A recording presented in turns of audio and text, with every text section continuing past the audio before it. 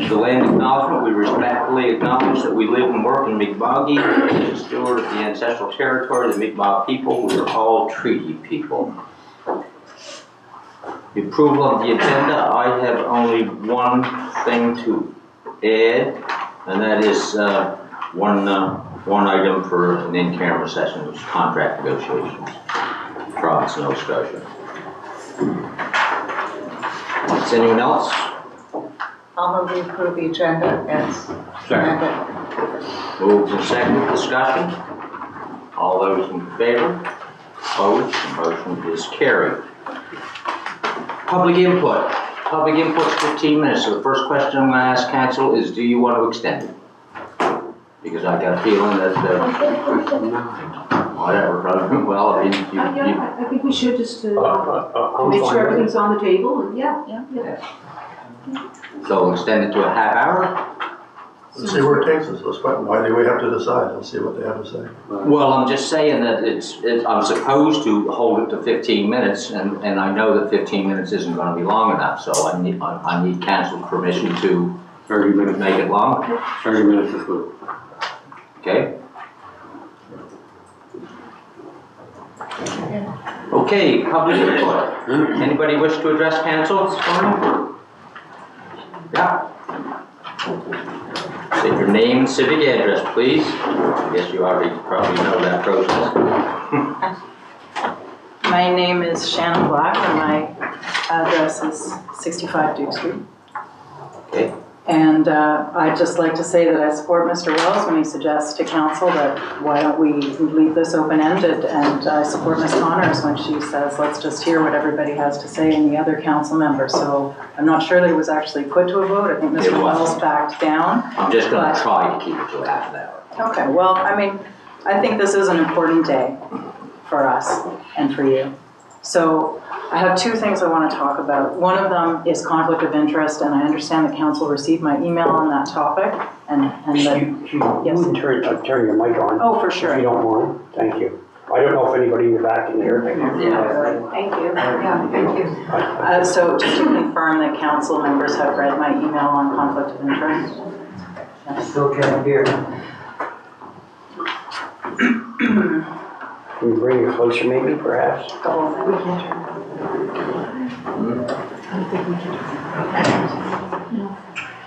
Has any council member not read my email on conflict of interest? Has anybody not read it? Mr. Vino, have you read my email on conflict of interest?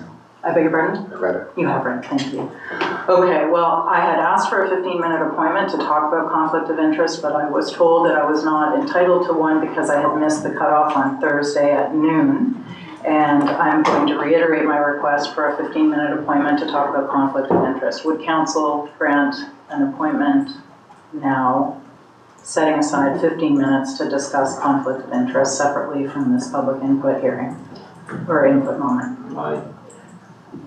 I don't have a concern with it. I would allow anyone that wants to speak today. That's what I've given today. So, but others. No. No? No, for me. I'm fine with it. Everything's open. Okay with that? No, it just takes a majority as always. I'm in favor.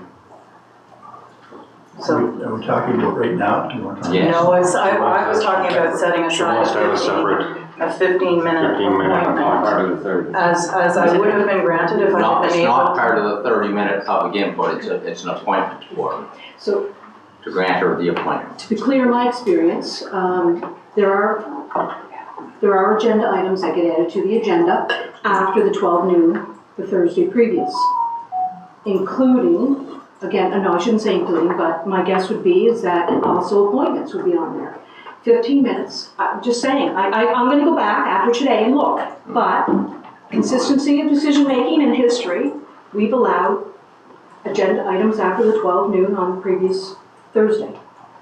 I don't remember ever having a person show up on the day of and ask for an appointment and ask granting it. We add agenda items at the council meeting, but they're done by council itself. Sort, okay? Yeah. fundamentally, if I may, council has discretion. We have the ability to add if we choose. Well, I would need a motion to give her a 15-minute appointment if that's what you want to do. I would make that a motion. I'll second it. Further discussion on the motion? All those in favor? Opposed? Motion's carried. You have your 15 minutes. Thank you very much. So for the public portion of the meeting, what I'd like to talk about is R1 and R2 and density. And I have watched the Committee of the Whole meeting on July 18th when council came in after the public meeting on the 11th, and members expressed their concern about addressing residents' concern about density and water. And Mr. Sturdivant made a presentation. Apparently, he had not received instructions from council between the public meeting and that Committee of the Whole meeting on the 18th, and he presented some options for R1 and R2 to try to address residents' concerns. Yes. So there are a couple of pieces to this, and the first one, just the context of it, is that I think that council was not given enough information by Mr. Sturdivant to make a decision that day, because estate residential to R1, central village residential to R2, what the existing provisions are and what the proposed, even these amended provisions that are now in effect, this draft 4, there's a kind of fundamental misunderstanding about what is allowed and what the potential is under the proposed amendments, okay? So everybody's eyes glaze over as soon as you start talking about this stuff, because it's actually not boring at all, but it feels just like very dense and hard to penetrate. I had asked council a year ago for an annotated PDF that would show the existing bylaws and the proposed changes side by side so that we could really understand it. Now, Mr. Sturdivant presented a version of that to council that day, and what he said fundamentally was, well, there's already a provision in estate residential for an accessory, a second dwelling unit, okay? And so by providing for the ADU plus a single unit, it's the same, it's a wash. It's 2 units, right? Remember this language? And then same for R2. There's this provision that allows for a conversion of an existing house built as of 2004 or earlier into a duplex, 2 units. Get rid of that conversion piece, add the ADU, you've got 2 units. 2 units, it's a wash, right? That was the presentation here to council, and that was also the presentation to the public at the meeting last week.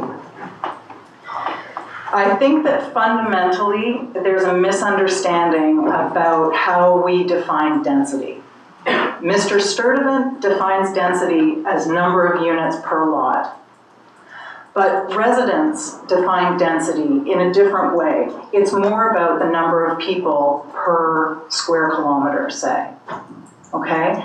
If you look up on the internet, how is density measured, you'll find that there's actually no uniform way of measuring density.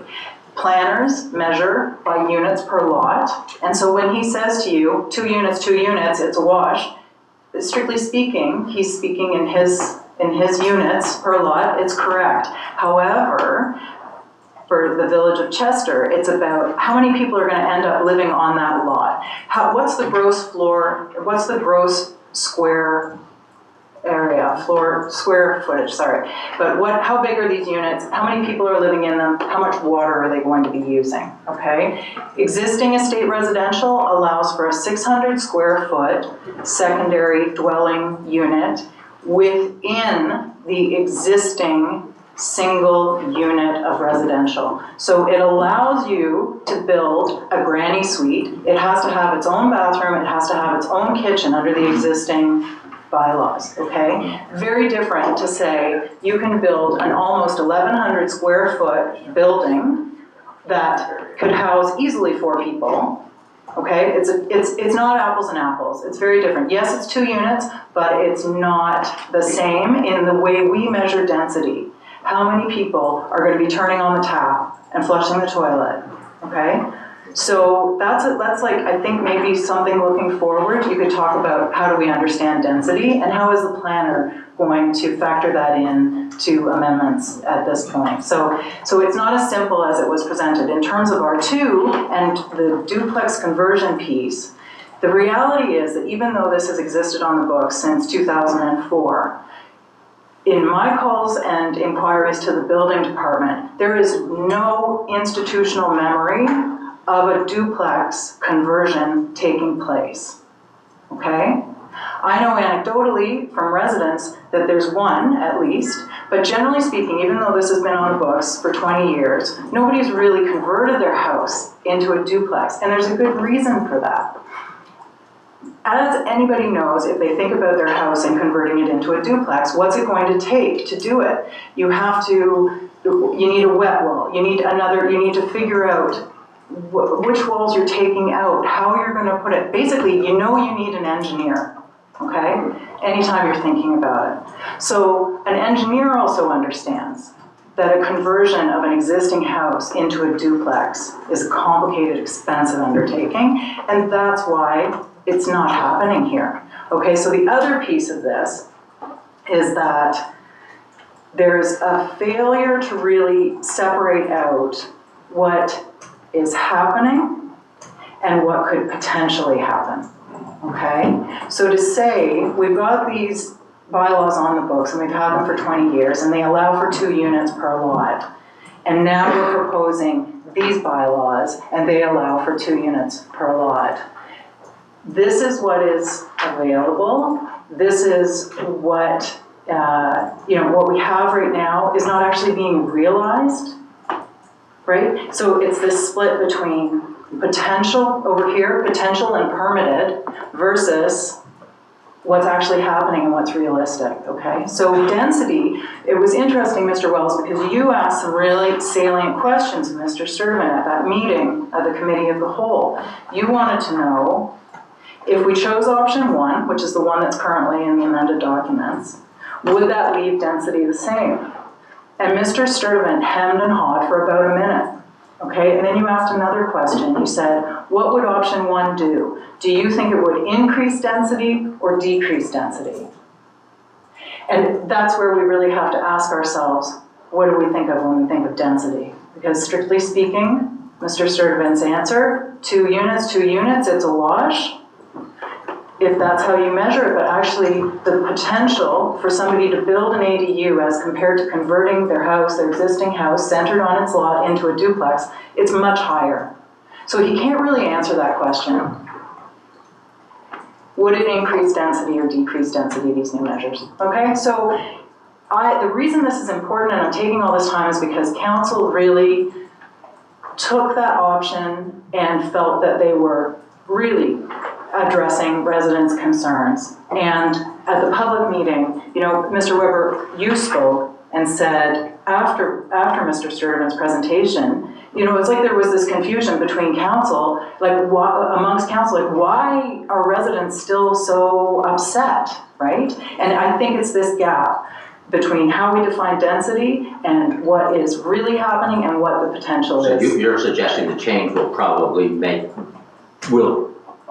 increase density. Yeah. And density as it's measured, not only in how many units are actually built on the lot, that will increase because it's much easier to build an ADU than to convert your house to a duplex. Okay.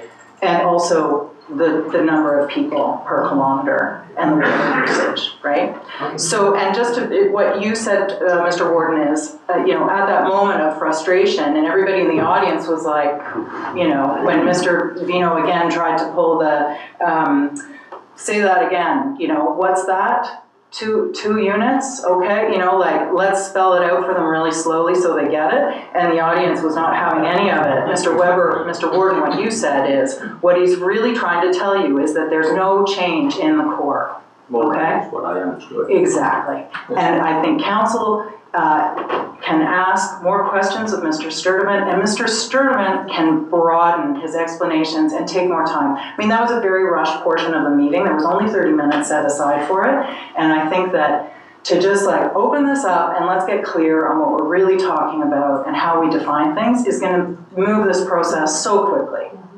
So that's my point on R1 and R2, and I guess I get to talk about conflict of interest later. Yes, thank you. We added as on the public presentations, point 8. Thank you very much. Thank you.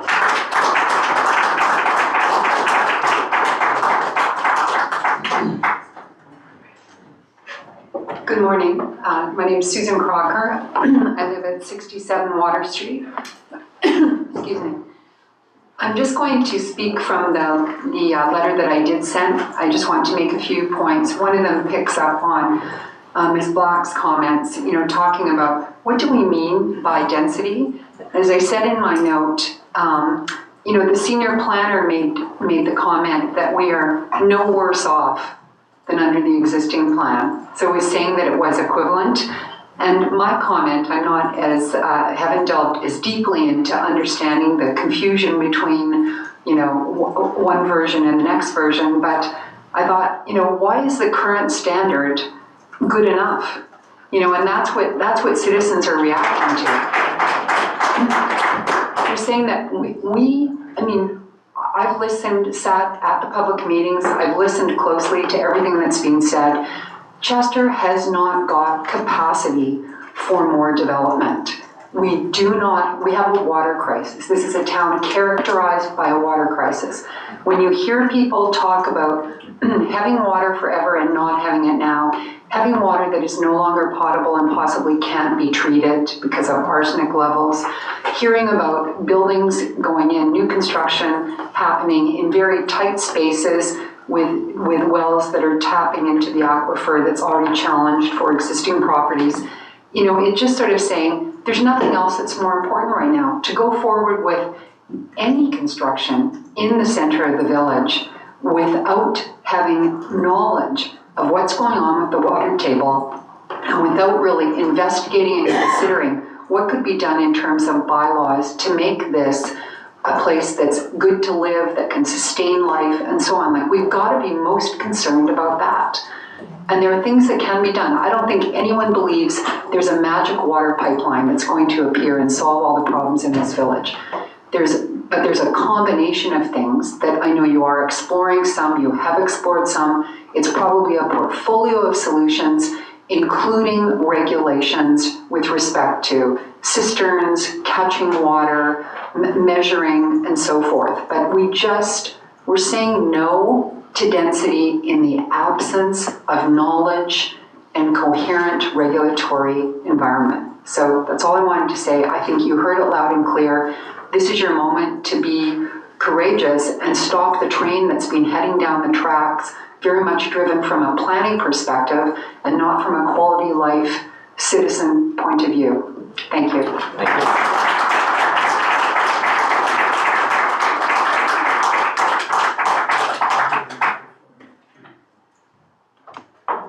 Good morning, I'm Peggy Wilson. I live at 59 Main Street. Don't be daunted by the number of pages, it's very large print.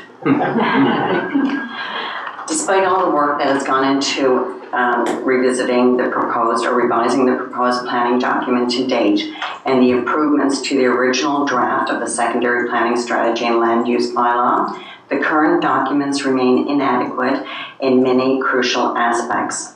This fourth draft in front of council is a significant improvement from the first draft that comes closer to meeting the needs and the wishes of the residents and the property owners, but it is not good enough. The residents of the village of Chester who attended the public hearings all voiced the same sentiment. They do not want this council to pass these documents. There is nothing in the proposed land use bylaw that protects our potable water that reflects policy S15 in the secondary planning strategy. The process that has been made through the efforts of municipal staff and the efforts of concerned residents to make themselves heard demonstrates that the combination of public engagement and council's request to the planning department for responsive amendments is working. Council should not abandon this process at this time. Voting on these land use bylaws should be deferred. Councillor Wells, you should tell council that a vote on these land use bylaws should be deferred. You do not have a mandate from the residents and the electors of the District 3 to vote to approve these documents today. The senior planner was able to make several suggestions to amend the land use bylaws within a week of the July public hearing. There is no reason he could not do that again. Another public hearing could be held in October prior to the election with all the candidates could attend. This process that has been made so far could be continued. It is council's choice. There are important issues in the current draft planning document which must be addressed, and one of them is water. This is one issue that residents have brought up repeatedly since last July. We need council to protect the municipal well water supply, not just from an increased density in the proposed land use bylaw, but from the bylaws that are in effect at this time. Drinking water and fire safety are fundamental concerns that this council should not simply set aside in order to rush to approve these documents 1 month before the election. It would be preferred to have the councillors starting a new term to be the ones that vote on these documents. They will be the ones here to work through the issues. Councillor Wells should not ask council to vote on these documents as important and contentious as these ones on his way out the door. There is nothing new in the proposed planning document that is as important to residents present and future as protecting what remains of our water supply. Residents at both public hearings and all the public meetings have repeatedly expressed their desire to see the water issue addressed before, or at least at the same time, as these new planning documents. It is disturbing that while simultaneously reviewing this plan, actions are being taken to alter the zoning around Spectacle Lake. It is even set as a council item meeting today. Spectacle Lake is our only potential potable water source at this moment in time. After ruling out community wells much further afield in Middle River and Mary's Cove, now the council is taking a look at Robinson's Corner. There is no replacement for Spectacle Lake at this time, and council should not rezone the area for development without securing a viable potable water source to take its place. At each meeting, it is stated by residents that stronger language is required for new residential and commercial developments should be required to have cisterns and or rainwater collection. That has not yet been changed in any regard.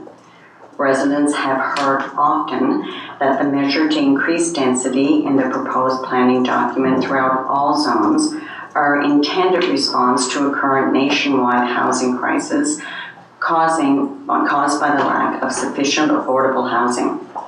Creating affordable housing around the village of Chester is a worthy priority that residents would like to see addressed. However, the proposed planning documents do not stipulate that any of the increased housing would be mixed income projects or built to house lower income residents in particular. The concern of electorates is that the higher density multiple unit provisions will result in new or sold or rented to at market value, possibly as second homes rather than providing long-term accommodations for those who are underhoused. The expanded and modified commercial core and highway commercial core zones are of significant concern as well and has not yet been adequately presented to residents. Some Water Street residents found out July 2024 that their properties were rezoned commercial, and in response to a petition, council has undertaken to ensure that their residential zoning is preserved. Without effective outreach by municipal staff, there will be others in the proposed expanded core commercial as well as zones R3, 4, and 5 who may not yet realize the impact these new bylaws may have on their properties and their neighborhoods.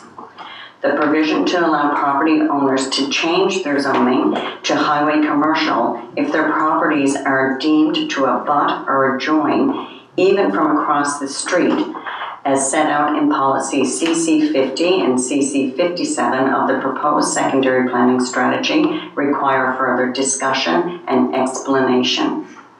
This detail was never presented to the public by the planning department. It has the potential to be extremely attractive to a commercial developer and detrimental to other property owners. I have attended all the public meetings and hearings, and I do not recall Garth ever discussing this aspect of the highway commercial zone.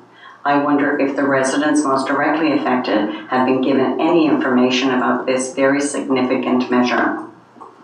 If these bylaws are passed by council today, it seems like someone living in a single-family home one day and zoned highway commercial the next. The less expensive single-family home that borders or closer to Highway 3 could become very attractive to a commercial buyer who seeks to rezone the properties. This risks reducing existing more affordable housing stock further. Has council asked for this amendment in the bylaw? Why is this measure to facilitate rezoning of highway commercial included in these planning documents? Warden Weber has stated that it's a complicated item. Now that we're in draft 4, it has become even more complicated to compare what we have now to what is now being proposed. The proposal that appears to be gaining traction with council based on the comments following the public hearing on September 5th is to approve the plan as is and refer some sections to the Chester Planning Advisory Committee, the PAC. This is what the senior planner and Councillor Wells suggested during their meeting with me in late August. But we all know that recommendations from the PAC are not binding on council. Further, we already know that the PAC passed this document unanimously at the time when the committee could have helped facilitate dialogue and change. There is an opportunity for council to show a good faith effort by instructing the planning department to review options for areas of concern that better represent what the residents have stated are important and what they want to be in a new land use bylaw that adequately reflects the secondary planning strategy. The entire plan should be referred back to the new council after an election in October. This process should be expedited. It is worth restating that the progress that council and staff have been engaged with in the Village of Chester community has been very productive. One important lasting achievement through the public meetings and feedback is the architectural controls are widely perceived to be acceptable and effective in preserving the architectural integrity and heritage of this village. However, residents still struggle to understand why there is so much emphasis in the new planning document on intensive development and on expansion of commercial zones when residents have not asked for it and are very concerned about permanent damage to the environment, the water table, and the integrity of the village. Council did not answer a question asked by a resident at the public hearing on September 5th, seeking an honest answer to the question of why these new planning documents were so focused on promoting intensive development within the Chester. We all would like an honest answer to that question before council votes on enacting new land use bylaws. Council members have become fond of saying that it's not possible to make everyone happy and that someone is always going to complain. And even Warden Weber stated at the public meeting on September 5th that there are other things going on that residents don't know. Council should disclose such information rather than hint at a bigger, more important agenda, as it gives residents the strong impression that the interests of other parties weigh more heavily than their own. While we recognize the current commercial property owners' rights are important, the harm of increased development and resulting pressure on water supply and infrastructure is at a point where existing homeowners must be given priority. This council has only 3 more meetings scheduled before the election on October 19th.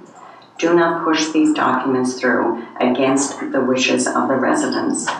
Councillor Wills, you do not know what is best for this community, and you do not have a mandate from electors at this time. Please set these documents aside for the next council to address. Thank you. Thank you.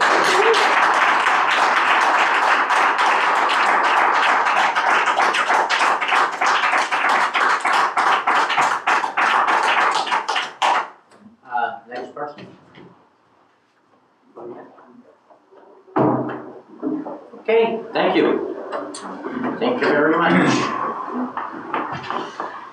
So we'll move on to the minutes of the previous meeting, Council. I'm sorry, Mr. Warden. Can Oh, just say- I didn't. I'm sorry. You've already spoken. I have already spoken, and I guess I would just say the conflict of interest, the 15-minute appointment that's been granted, could that please be held before any potential vote on these documents? As per my email, as set out. Sure, yeah, I don't have a problem. Thank you. Yeah. Yeah, your 8 and that particular issue is 9.1, so. Thank you. Okay, minutes of previous meeting, Council August the 8th, errors or omissions. Motion to approve the minutes? Seconder, Second. discussion, all those in favor? Opposed, motion's carried. Public hearing minutes, Village of Chester Land Use Bylaw and Secondary Plan and Strategy, September the 5th. Errors or omissions? Motion to approve. Second. Discussion, all those in favor? Opposed, motion is carried. Proclamations and designations, I'm not aware of any. Yeah. Okay. Committee reports, Lunenburg County Senior Safety Program. Anything new there? Or? No, so I was going to start with, because I always say, nothing new, just typically busy, exceptionally busy, as always. So when you kind of drill down on some of those stats and some of those workshops and programs, and the fact that they cover, the one staff individual covers the entirety of Lunenburg County, I say it every month, it continues to amaze me. So no, nothing new. Okay, thank you. Committee of the Whole, September the 5th, we do have some motions. Anything anybody wants removed from the block? I think that 2024-422 should be separate. Then I'd like to be forward to vote on. Okay. Anything else? When was that? J-Class road. It's the That was the J-Class roads. He voted against the. I just think it's important that we didn't follow. Yeah. Okay, somebody prepared to move the other motions? Recommendations? So moved. Second. Discussion? All those in favor? Opposed, motion's carried. Okay, motion 2024422, J-Class roads. Somebody prepared to move that we approve the recommendation? So moved. Seconded? Second. I'd ask for a Ask for a recorded vote, please. Me as well. Hmm? Me as well. Recorded vote. Well, if we have recorded votes, recorded for everybody. Yeah. So this is the one moving up the Walker Road to number 2. That's correct. Yeah. It was 5 when it came to us and brought it up. So different 5. Yep. Okay, somebody moved it?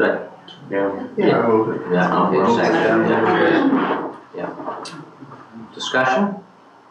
All those in favor? Opposed? Motion's carried.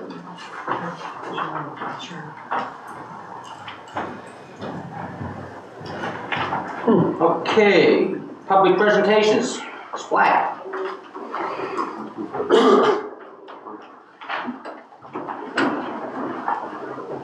Thank you. So, Shannon Black, 65 Duke Street. Thanks for laughing at my joke.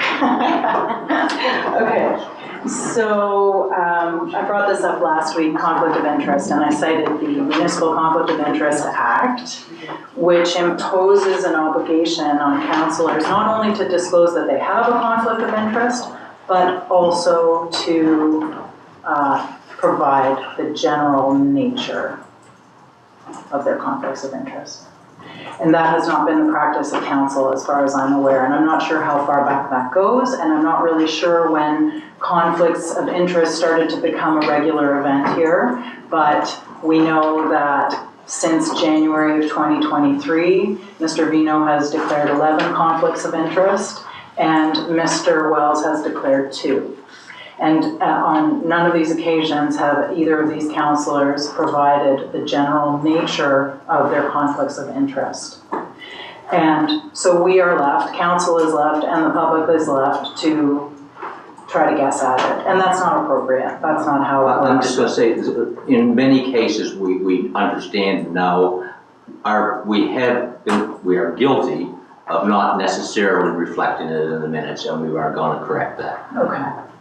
Yes, and I would suggest that that should be corrected and disclosed, and as I requested last week, with as much detail as possible before any vote on these planning documents, because these documents promote development at a pretty intense level, as you've heard from residents already.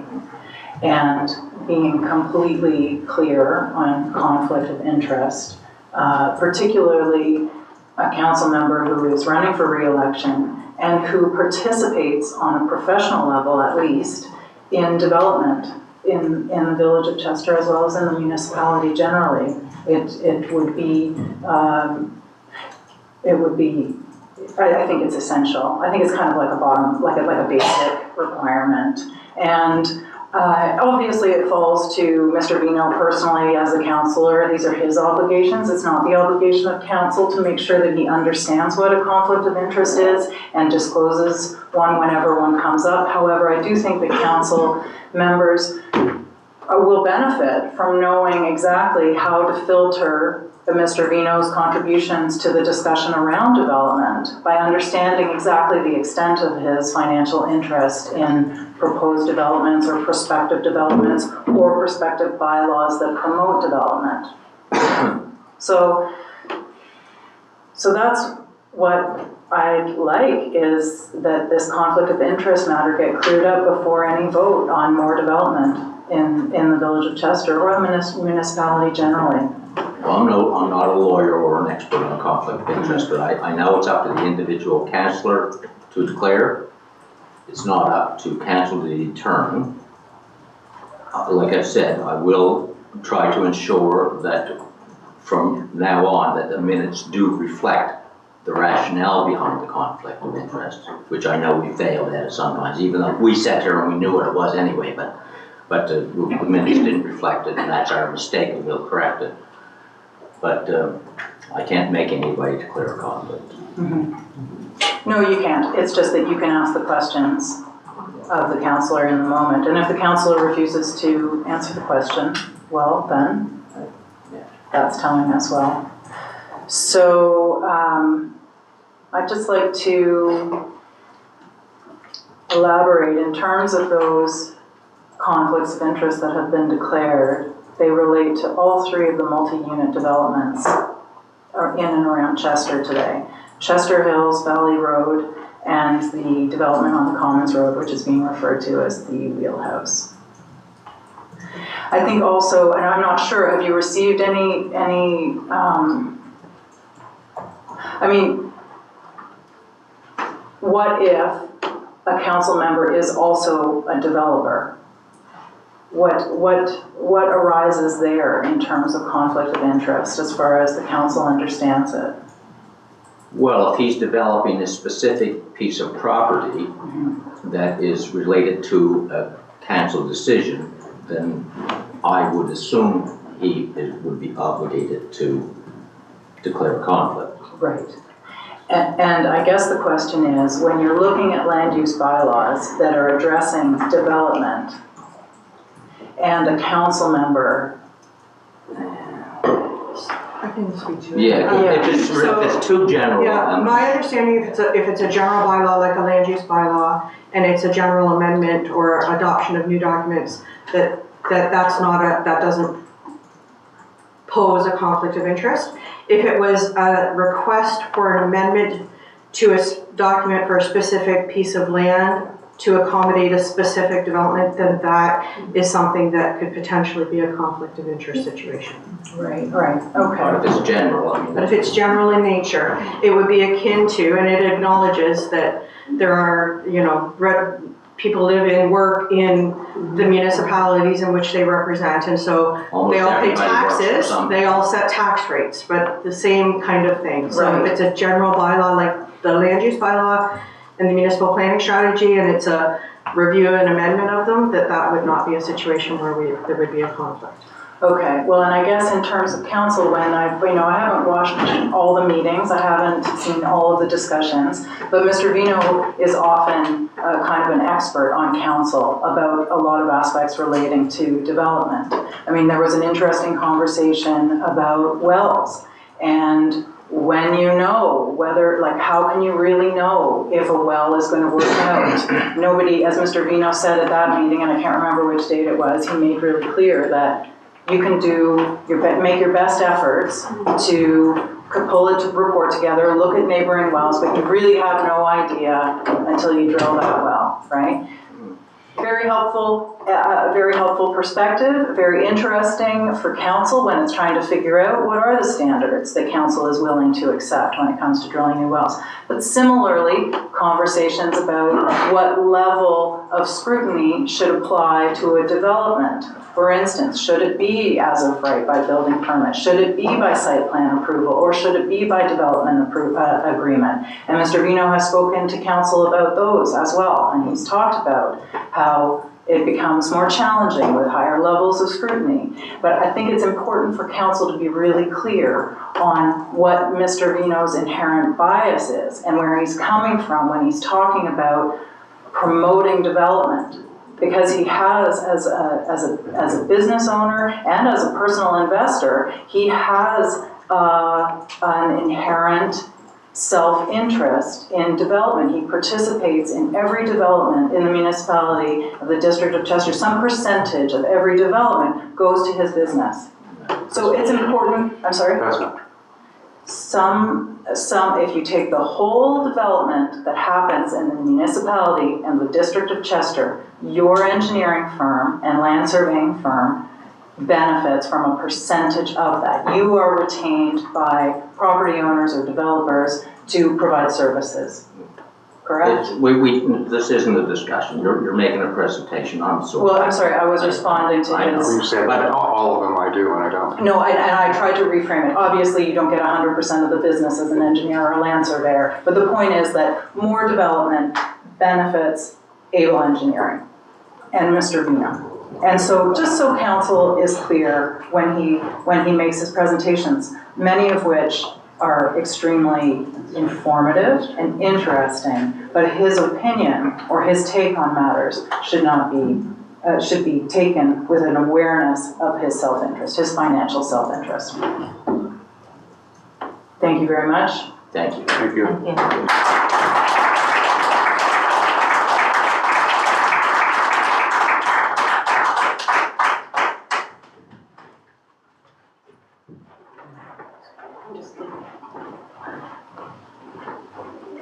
Okay. Bylaws policies, 9.1. Village of Chester land use bylaw, secondary planning strategy deferred from September 5th. Public hearing. Now, I don't know where you want to go with that. They're gonna make a motion. Oh, yes, you did provide me with something. I can't remember. I might have got it, yeah. So yes, you have this village review public hearing on Thursday, September 5th. Council held a secondary hearing regarding this village secondary planning strategy and land use bylaw. Following comments, well, I think everybody has it on the internet. Yeah, there's copies there for the public. So this is just what council asked staff to come back with issues that if you were to refer issues to the Municipal Planning Advisory Committee, what would those issues be? Garth has identified a few of them. We provided 3 motions there, one around the approval or not approving the existing documents, or the proposed documents, and then the other one, if you wish to make a motion to refer items to the PAC. So that's all that is. And Garth is prepared to discuss if you need him to. Yeah, but not less. I think this is more of a council decision at the moment, is how do we move forward with this particular process? I mean, we've heard from the public, everybody has, and Derek, yes, I certainly do depend on you to provide some guidance as it is your district. Yeah, well understood, and appreciate what Garth has put together here based on what we discussed at the public meeting last week. And I expressed my thoughts, I think, fully at that meeting. They're on the record, they're on the tape, if people haven't seen them. I laid it out. And we've been debating this for 3 years. We've come up with a plan which is, we all know, and as Peggy keeps pointing out, is not perfect. But I think it's better than what we have now.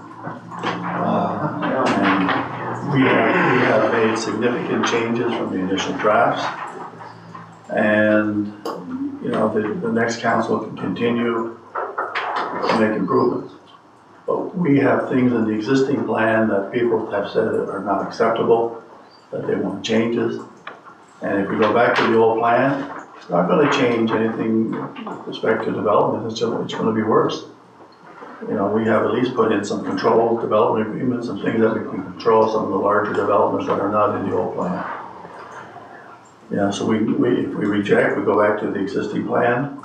And if I had to choose between what we have on the table now and the old plan, I think most people would accept what we have on the table now with an understanding that there are some unresolved issues.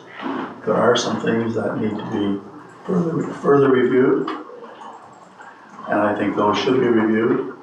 I think they should go back, not just to PAC, but I think council itself. I mean, PAC is a body that recommends to council. They don't make the decisions. But at the same time, you know, they have a lot of input. They have their own public meetings, and they invite the public to participate. And there's actually an opening on the PAC, and there are people that have a lot to say, and so they should, and I'd recommend that they apply to be a member of PAC going forward. But I'm going to make a motion that we adopt the plan as presented and refer to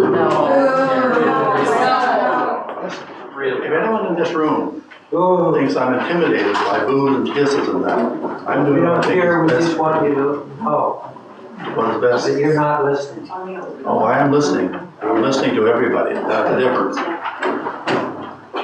So I'm going to move that we adopt the plan as presented, refer the unresolved issues as laid out by Garth to the Planning Advisory Committee for further study. And to bring back a recommendation to the new council if they decide there should be changes.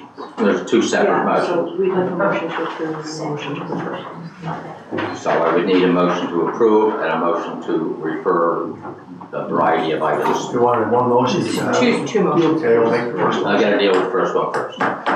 Knowing that the second one's coming. Yes. So I'll make that motion that we approve. Do we have a seconder? Second. One seconder. Discussion on the motion. I do. Yeah. Thank you. So it gives me a few minutes here. I want to reference and even quote from even a couple of things that were said today. A couple of statements. Listen closely to what the people have said. Heard loud and clear what the residents wanted. The residents who attended the public hearings all voiced the same sentiments. Don't push them through against the wishes of the community. So I want to take my 2 minutes of opportunity to say that in addition, and I think we're all the same, I'm going to speak for me, in addition to those who spoke that we've heard from at the public hearings, at public input, at the coffee shops and at gas stations, we've heard, I've listened to everybody, and so it's not just simply the ones, again, that are making their comments public because they don't feel that they want to do that, if you will, but those are residents, and property owners and have the opportunity to speak to the municipal councilors throughout the municipality. So to be clear, and if anybody wants to reach out to me, anyone in the community, anyone in the press, anyone anywhere, because I've had opportunity to speak to other municipal units and also somebody that picked up on the CBC article. And I said, you have to remember that we're hearing from others that aren't making their comments public, but they are full-fledged taxpayers. They live here, they're raising a family here, they want to be able to continue to live here. And so I'm in favor of the motion. I will be voting in that direction. Anyone else wish to speak? Sharon? Yeah, I think it's very important, I mean, obviously, that we deal with the water issue. I just think there needs to be something in place regarding the water in the core of the village at the very least. We can't ignore that anymore. I mean, we've had a CBLC report that indicated that, you know, the core of the village could not handle more density.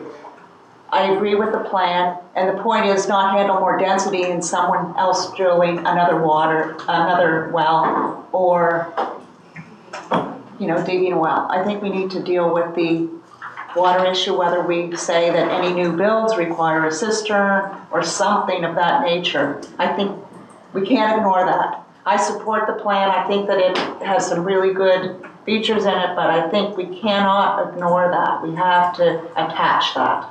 That's what the motion is saying. Well, just to make it clear. Yeah, good. Yeah. Thank you. That would be part of what's referred to the second piece. Yeah. Okay. Yes. Yeah. I came this morning prepared to vote to pass this, but I'm not as convinced I am now. I'll give a reason. I think if there wasn't an election coming up, we would refer this back. That's my opinion. But I don't want to push this through just because there's an election coming. And I think that's what we're doing. I think that normally we hear from a few people. We've heard from a lot, and we've heard from a lot at the public meeting. The plan's not perfect. I think that if there wasn't an election coming, we'd send it back to staff and make a few more adjustments versus sending it back to planning, which really at the end it's our decision, and we're hearing from a lot of people that want some changes, and I think we should listen to them. And new council, if we have to delay this decision for a month or two, I don't think it's a terrible thing. I don't think it's going to hurt anybody. It's over 3 years now, so another 3 years or another year, whatever it takes to get it right. But there are a lot of concerns that make sense to me. And I was going to support the motion this morning. That was my intention. But I don't think there's a big issue with sending it back. And if it wasn't an election, I think we do that. So I won't be supporting it. I have a question, because there's something that has been brought to my attention. I mean, on the one hand, the new plan is better than the old plan, because if we just leave the old plan in place, you can actually do more than you can in the new plan, and it doesn't have the architectural control, it doesn't have this, doesn't have that. But somebody has suggested to me at the end of the public meeting the other night, and I unfortunately have had no opportunity to bring it up with the solicitor, and that is, okay, so we adopt the new plan is better than the old plan, and there's less density, well, look, depending on how you define density, I get that, but are we able, because they were suggesting that no matter which way I go, leave the old plan, adopt the new plan, that the biggest thing that we should do is just stop any type of new construction. And I just didn't. The moratorium, yes. And what I don't know is whether or not that's even possible for us to do. And I don't know if you know either. I don't know what basis. But I think what authority we would have to do that. Well, you know, but like to me, that's a question that I need addressed, whether we adopt or don't adopt, because I mean, it's sort of the biggest one, you know, like, I don't know. I mean, I understand the water issue, and I also understand that we're working on it and all that, and that at some point in time, we need central water in the village, even though they voted against it last time, but nevertheless, we're going to need it. It's inevitable, but it's going to take a long time. And, you know, it's not you can't resolve it immediately, like it's just not possible, so. So I just don't know about the more, one way or the other, like, I just don't know whether we can or cannot do that. You see, even if there was authority, which I'm not aware of, you'd have to craft it very carefully. Oh, I expect so. Because there's all kinds of, you have to do it through the development permit process. And we issue development permits for a wide variety of things, and you wouldn't want to do it for everything. Like, for instance, a change of use on a property requires a development permit. Yeah. A person wants to renovate, they might need a development permit. They want to put a piece on their house, they might want a permit. So you're not, I don't think you'd want to stop everything. So you have to be very specific on what you were stopping, and then you have to be very specific on why you were doing it, and then very specific on how long it was going to be. Because it would be a fundamental infringement on normal rights that people would have to property. That's only assuming we have authority to start with. Yeah, well, I guess I just, you know, it seems to me an issue that we need to at least have a discussion about, no matter whether we adopt the new one or leave the old one, because it's whatever. I mean, all I know is it's been suggested to me that we at least take a look at what possible options we have with respect to that. You can take a look at that, but it doesn't change my motion. No, I know, it doesn't change your motion, I just thought it, you know. Yes? I'd just like to say that, I mean, it's quite clear, people do not want density in the village. Some people. That's, okay, some people, but I just think that, if we can address that problem, I guess everybody else, they love the architectural controls and all the other parts of the plan.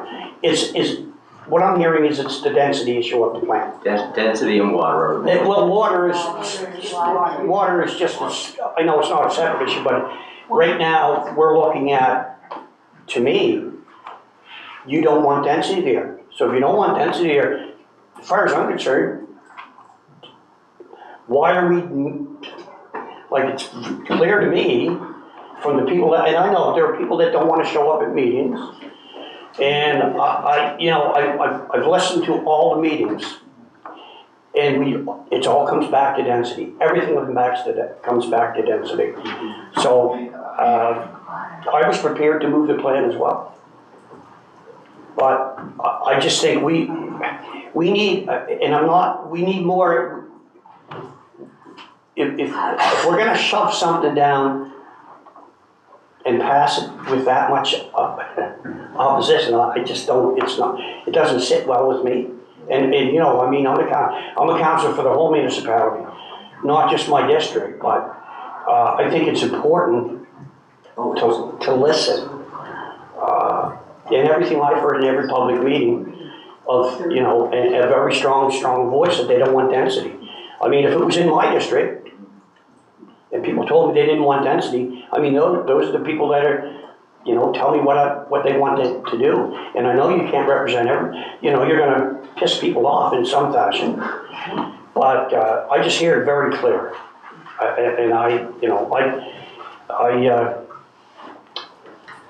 don't think I can support the motion at this point. And we've got time. I mean, we've done this for years. Andre's first, and then I'll just say that from my perspective, in the core village, I don't see an increase in density in this plan by any metric, frankly. And you know, I've heard sort of like arguments that, you know, maybe under the old plan it's more difficult or more costly to develop, to split a house into a duplex or whatever. I think that I would suggest that may not be actually accurate.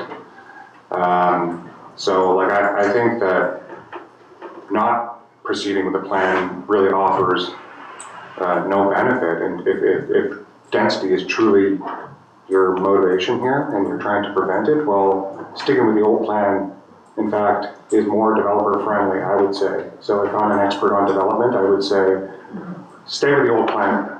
It gives us lots of options as developers. This new plan I would consider to be fairly developer unfriendly. Those, even in the areas where some density, which is comparable to what's allowed now, is permitted. It's by DA, which from a development standpoint is undesirable. It's a very unfriendly process to developers, and it invites a lot of uncertainty into a project. So I would consider this plan to be developer unfriendly. And so if our goal is to try to reduce density, then this is a step in that direction. And as I have said in previous meetings, it also adds the architectural control which we need, because even in recent developments we've had in the village, we've had quite a lot of criticism because of the form of the development that's been undertaken. But a house is replaced with a new house, and people don't like the form. And this plan adds those protections. And I think getting it in place, and if there's some things we want to work on to try to strengthen up more, but there's no reason why we can't do that. But at least this will at least put some protection in place for now. And it'll take some time. We have a potential of a pretty big turnover in council in this next term, and this will give a chance to have some protections while potentially new councillors come up to speed. So from my perspective, I would support this plan because I think on the whole it's a good thing. And yeah, there's some tweakage that needs to happen, maybe 20 or 30% to improve. I'm not sure about the lawfulness of moratoriums or I've heard a lot about cisterns, but I don't even know if the MGA would allow us to prevent people from exploring for groundwater. I kind of have a feeling that we wouldn't have that authority. Those are things we can look at, or another council can look at. But I think that we have an okay plan that maybe can use some improvement, and I don't think we should stop. We can continue, and I think that was your intent, Derek, is to move on with another motion to try to look at some of the issues, but let's get these protections in place now. And so that's why I would support what we have proposed. Tina? I just want to actually take another minute to my 2 minutes to speak on the same thing, actually in particular to Abdullah's comments. So in addition to the 24 people, 22 to 24, there might have been a couple people that left, that I'm listening to today and seeing in the audience, and they don't have to speak verbally because they don't want this. They want some additional things in place. And when I think about the 2 public hearings, and I look at the people that turned out on the 11th, and then add to that any new people that might have not been at the 11th but turned out last week, when I think of that number, and I'm probably not as up on the impact of residents and businesses, because they are property owners, and we're hearing from others, so with all due respect, Abdullah, I am listening to people that are impacted. So again, I look in the audience, and I look at the public hearings, I look at our letters, and that includes all letters, because we did receive letters that they were putting it in writing, which might not have been a safe thing to do for them, in some cases, to put in writing that they were in favor. So I am listening. Any further discussion on the motion? Just a comment that I'm not suggesting that we throw the plan out. I'm suggesting. Well, you do. Pardon? Well, our suggestion you throw that. No, I'm suggesting that we listen to what's being said and we send it back. We're left at the old. Is this my 2 minutes? Yes, it is. Thank you. I'm suggesting that we send it back, listen to what people are telling us with the density, and make those necessary changes. I'm definitely not suggesting to throw the plan out. Thank you. But we're left with the old plan. The new plan is better than the old plan. You can have your cake and eat it. The new plan. Yeah, I guess if this was my community, and I know I represent you anyway, even if I get elected to district four.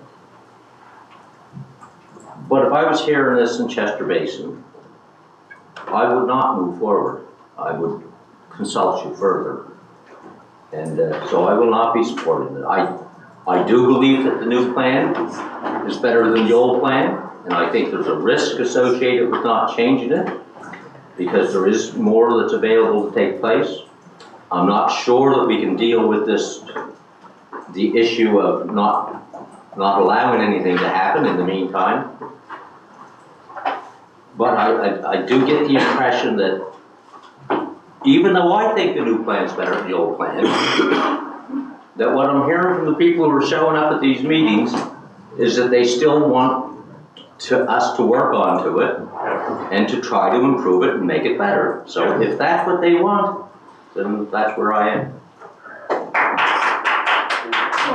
I am gonna ask for a recorded vote, because I think this is important for, you know, just again, representing everybody. It's really important to know how this council dances. Mr. Ward, motion does what you're suggesting.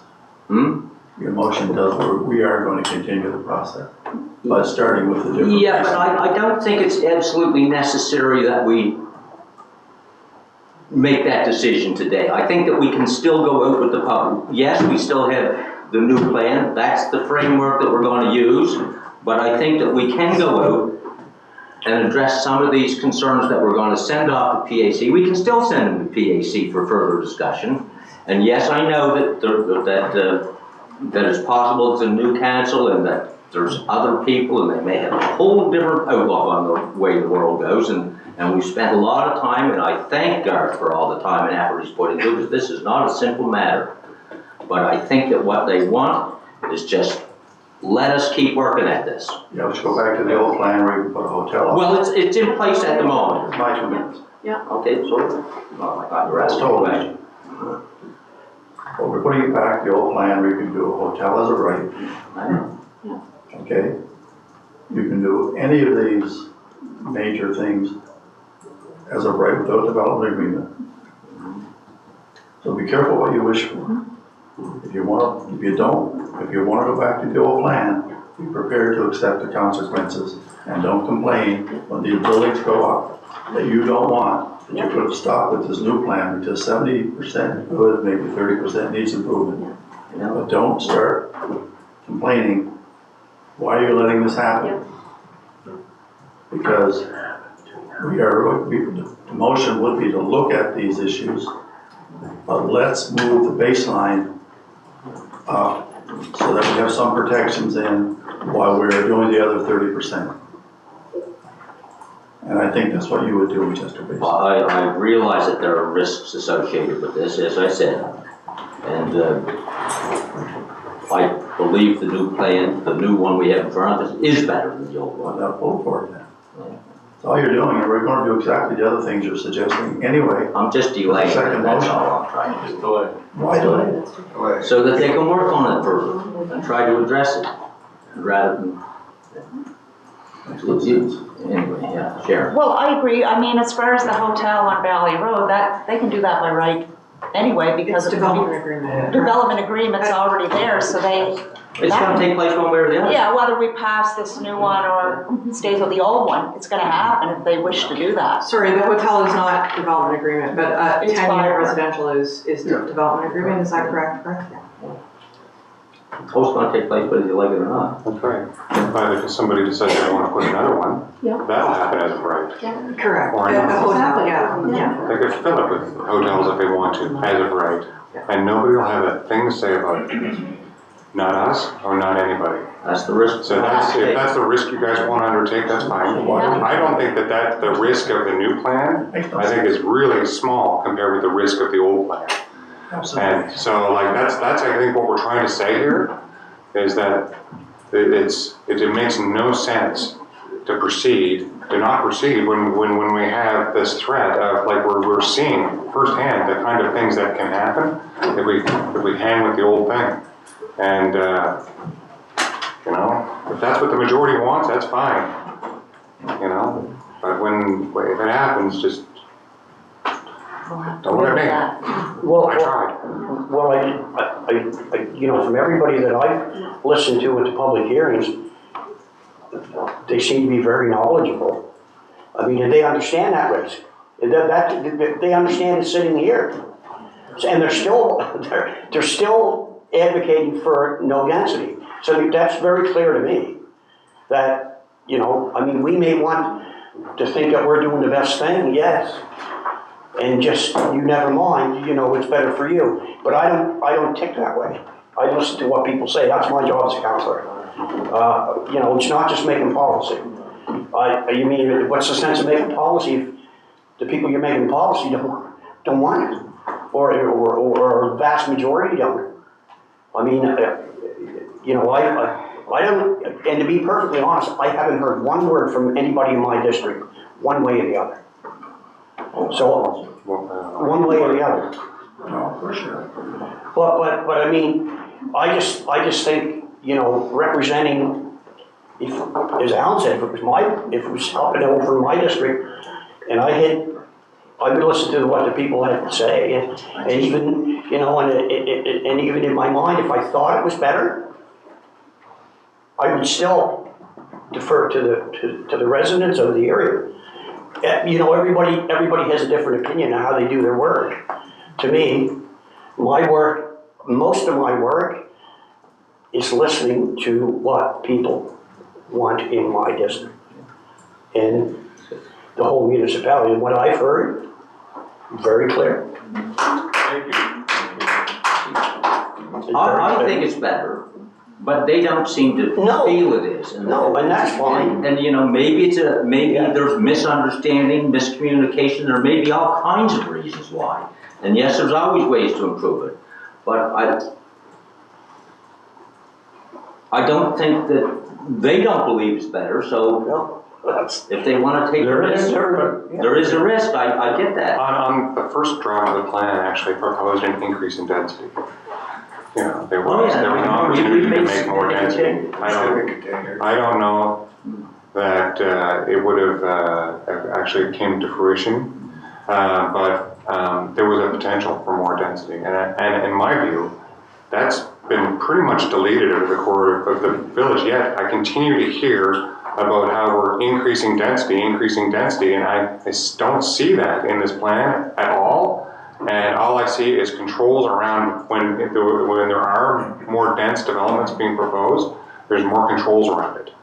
And I see that, you know, in those cases where we actually have the opportunity for more density than some uses, that maybe we need to go back and say maybe we need to cut those down more as well. I get that. But even the proposal, in those particular uses that are somewhat more dense, is still more difficult than in the old plan. I fail to see the risk here. But, you know, we can go around and around it. If everybody's got their mind made up, let's just get the work done and be done with it. Yeah. Because we're wasting our time. Any further discussion? All those in favor of the motion? Opposed? Motion's defeated. So, next step, people. Because I think we have to. Yeah, we would need direction on next steps. Do we refer it to PAC? Do you, what would you like us to do? Because staff is going to need to know what to do with it. Well, we need to come up with a new plan, so. Well, I don't think it's a new plan. We need to enhance. I think we're still where we are. We have a new document which addresses a lot of things, but it isn't satisfying the public at the moment, so it needs to be refined in a better fashion. Yes. And I, you know, what's the best process for doing that? Yeah. I wish I knew. Yeah. You know, it'd be nice if we, I think probably referring it back to PAC, I just want to be clear that this doesn't mean that we don't issue development permit. No, of course. We're still issuing development permits, we're still. Yeah, no, I think that I want a legal opinion on what's been suggested. I don't believe we can possibly do it, but I'm not the guy who can tell you that, so. So, are we gonna refer it back to PAC? Sure. Yeah. You decide, you're the expert. Well, I mean, we have to do something. You had a chance to do something, you chose not to. I did what I thought I should do. I'll move that we move it to PAC. For further refinement. For further refinement of the proposed draft new plan. Second. Second that motion. Discussion. All those in favor? Might as well Opposed? Motion's carried. I just can't vote on the motion, so it's a negative, I get it, but I can't vote on it. Two negatives. That's fine. Yeah, exactly, that's a negative motion. Well, I mean, we have to do something. Give you the motion.